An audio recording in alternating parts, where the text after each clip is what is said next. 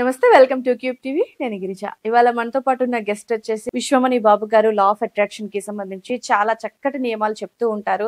అసలు ఈ విశ్వ నియమాలు ఎలా వర్కౌట్ చేయొచ్చు, ఎలా వర్క్ అవుతాయి, సో వాటిని అసలు ఎలా అనుసరించాలి, ఇలాంటి సందేహాలు చాలా ఉంటాయి కదా, వాటన్నింటినీ కూడా సార్ మాటల్లో తెలుసుకునే ప్రయత్నం చేద్దాం. సార్ నమస్కారం.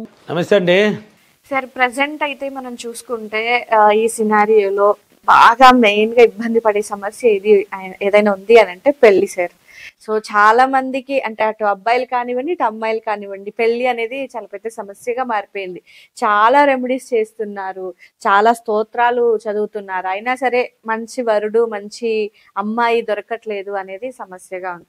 సో మరి లా ఆఫ్ అట్రాక్షన్ లో మనకు ప్రతి సమస్యకు ఒక సొల్యూషన్ ఉంటుంది అంటాం కదా, మరి తొందరగా పెళ్లి కావాలి అనుకునే వాళ్ళకి మీరు చెప్పే బెస్ట్ రెమెడీ లాగా ఏదైనా చెప్తారా సార్? మరి రెమెడీ కాదు, మాటే మంత్రంలా తయారు చేస్తా. అంటే ఇప్పుడు పెళ్లి ఎవరికి కావాలో వాళ్ళకే చెప్తాను ఫస్ట్, తల్లిదండ్రుల తర్వాత. ఫస్ట్ వాళ్ళ థాట్స్ ఎలా ఉండాలంటే, వాళ్ళ ఆలోచనలు చూడు. పెళ్లి కావాలనుకుంటే ఆ పెళ్లి నాకు ఎలాగైనా పెళ్లి కావాలి, దాంట్లో మమేకం అయిపోవాలి వాళ్ళు ఫస్ట్. అంటే ఒక పిక్చర్ లాగా ఉండాలి.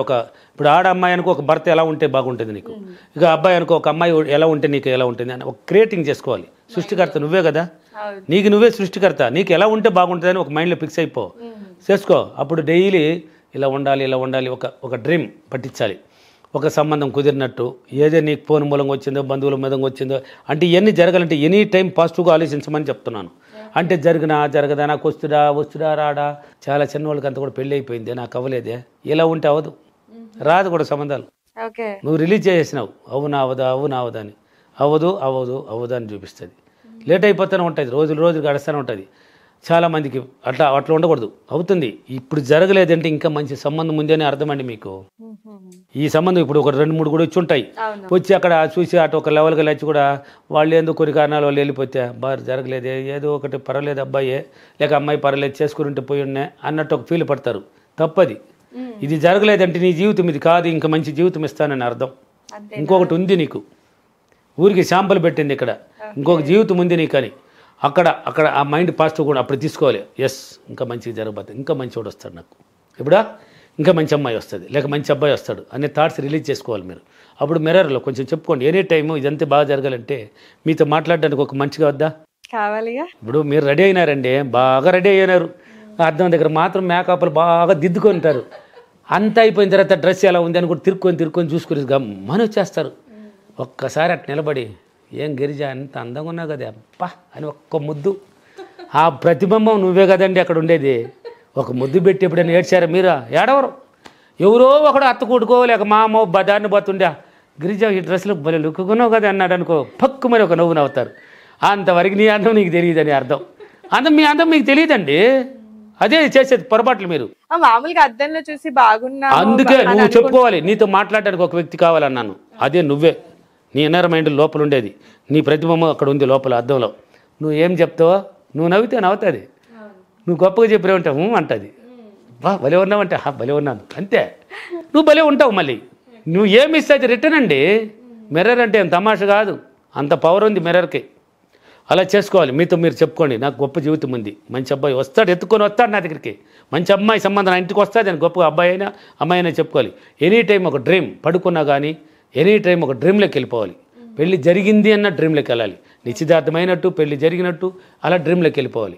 చాలామందికి అవకాశాలు ఇస్తుందండి, వాళ్ళే ఫెయిల్ చేసుకుంటారు. మంచి సంబంధాలు వస్తాయి, వాళ్ళే వదిలేస్తుంటారు. అంటే మంచి సంబంధం వచ్చి ఉంటుంది, ఒక సాఫ్ట్వేర్ ఇంజనీరో లేక బిజినెస్ మ్యానో లేక బిజినెస్. ఇవన్నీ ఎందుకండి? సాఫ్ట్వేర్ ఇంజనీర్ ఎందుకు? డబ్బు కోసమే కదా. అదే డబ్బు ఉన్నవాడు వస్తే అసలు ఇంకేమొద్దు. నువ్వు జాబ్ పోయి ఇప్పుడు కూడా అతను జాబ్ ఉన్నవాడా డైలీ ఇంట్లో కూర్చొని ఉంటాడా? నువ్వు పెళ్లి చేసుకున్నావు, నువ్వు మాత్రం ఇంట్లో ఉండాల్సిందే. వాడి నిద్రలేసి 9 గంటలకు ఆఫీస్కి పరిగెత్తాల్సిందే, సాయంత్రం ఆడ టైం వర్కులు చూసుకొని రావాల్సిందే. అలసిపోయి వచ్చినా మళ్ళీ నీతో సంతోషంగా ఉండాలి, నీతో రంచేపు ప్రేమగా మాట్లాడాలి.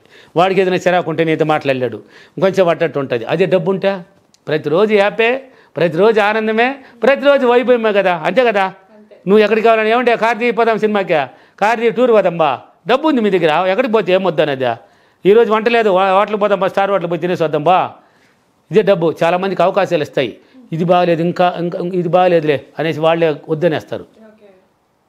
చాలామందికి మ్యారేజ్లు అయ్యి ఫెయిల్ అయి ఉంటుంది, మళ్ళీ వాళ్ళకి ఫెయిల్ అయిందంటే ఇది కాదు నీ జీవితం అని అర్థం.